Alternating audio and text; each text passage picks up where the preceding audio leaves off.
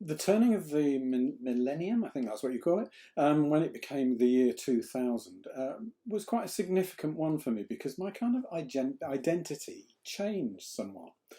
DBDA, a small publishing company, the Dawn Boyfield Design Associates, who had been supporting Chicken for a number of years, had just released Too Much Punch for Judy, Chicken, and I think very shortly afterwards Lethal Weapon.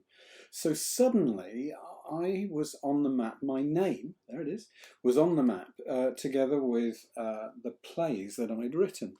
And I began to see myself not only as a teacher, but as a playwright. And probably what I was trying to do was to create some things that I felt should have been successful and make them work. So Wacky Soap was the first one that I've done and revisited. And the next one to revisit was the fabulous story of Sarah Stanbury. Sarah, you will remember from Lethal in the Box, also called No Place for a Girl, was an incredible footballer who was in year 11 at our school and had produced her GCSE play about her own story and her battle to become a footballer. And now, age 26, she was playing for Wimbledon. And I wanted to update the story, and also I thought maybe the fact it was a musical was stopping it from being successful, and perhaps the way to make the musical successful was to get a play out there. So I wrote a play and called it, I thought the title, Lethal in the Box, might be a problem too, so renamed the musical, rebranded it, No Place for a Girl, and called the play, the new play, Sweet FA. So this is the new cast, and they were a great cast. The new cast produced Sweet FA, Sweet W in brackets FA, and we got support, I think, from the Saints women's football team, who were quite a historic team.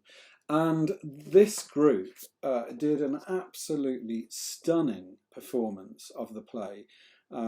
Really, really good, really fast moving. We got some great reviews nationally and locally. This is the local review in the Southern Daily Echo, and I have to say the Southern Daily Echo was so supportive to our work and managed to get us out there. And they now don't offer reviews, I don't think, to young people, nor do the TES. And it's such a shame because without those independent reviews, our plays would never have received the publicity they've got. So please, local papers, go and review the young people who are putting on work in schools, particularly original work. It's really worthwhile. And we picked up big audiences. So, the true story of football-mad Southampton schoolgirl Sedge Stanbury. Its central message, perfectly captured by this very capable cast. The play is a tribute to human determination and a warning against the kind of ignorance that initially blinded many to Sedge's talents.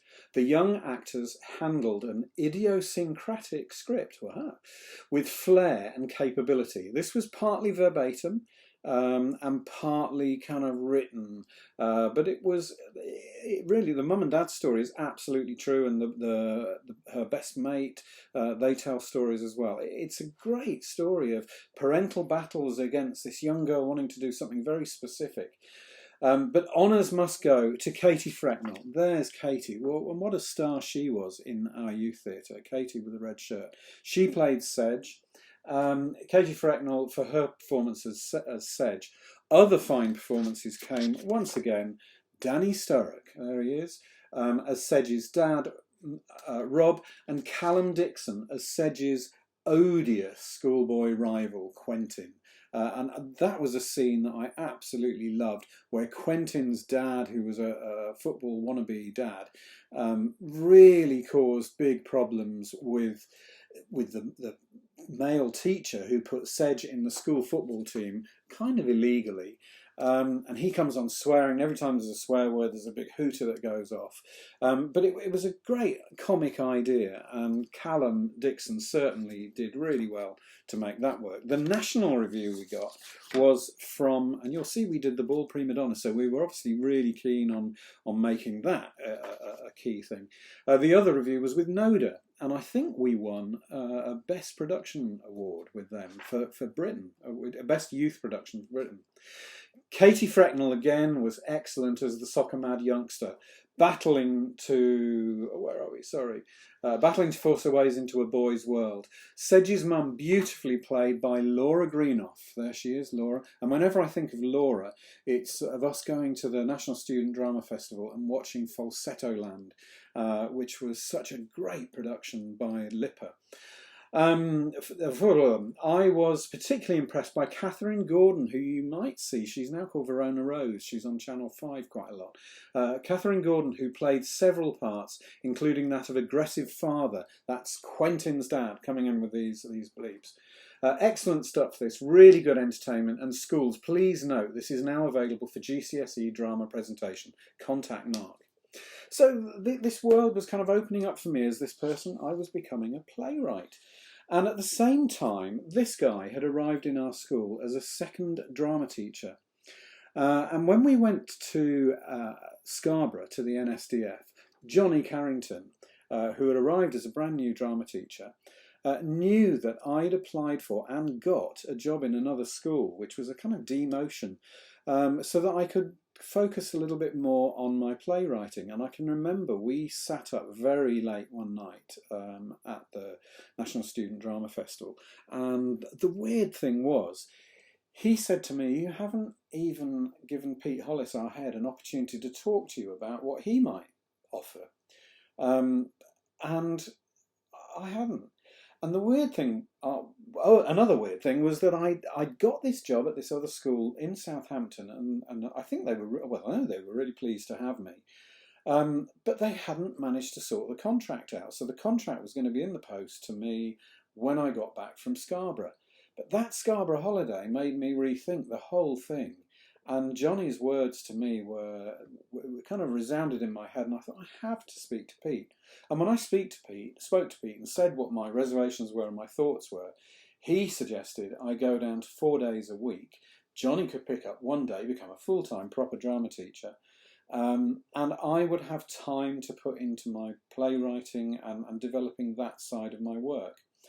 And I was also having the weird experience of going into schools as an examiner working for EdExcel, and they were now producing plays like Too Much Punch, which were available and in schools, Legal Weapon as well occasionally, and having to examine them, and that was the weirdest experience. And then Johnny said to me, "You're stupid. Why don't you put on your plays for GCSE exam?" We'd always done devised work because I felt that was the best way to encourage young people to do the most imaginative work. And Johnny did one of my plays. And from that point on, suddenly my plays came into our curriculum, whereas before they'd always been school productions. So from this point on, as a part-time drama teacher, part-time writer, my whole kind of identity started to change, and that's a very weird thing. Thanks, Johnny, that was great, and I think you benefited from it too, because you managed to get a full-time drama job at Oaklands, and what a team we were. Those times working with you are second to none. It was the high point of my career. We had a great time, and I think our love for one another was great for young people who worked with and amongst us, and they could see that as a genuine relationship, and that added to the feeling in our drama department, and they were the best years of my teaching life without any doubt.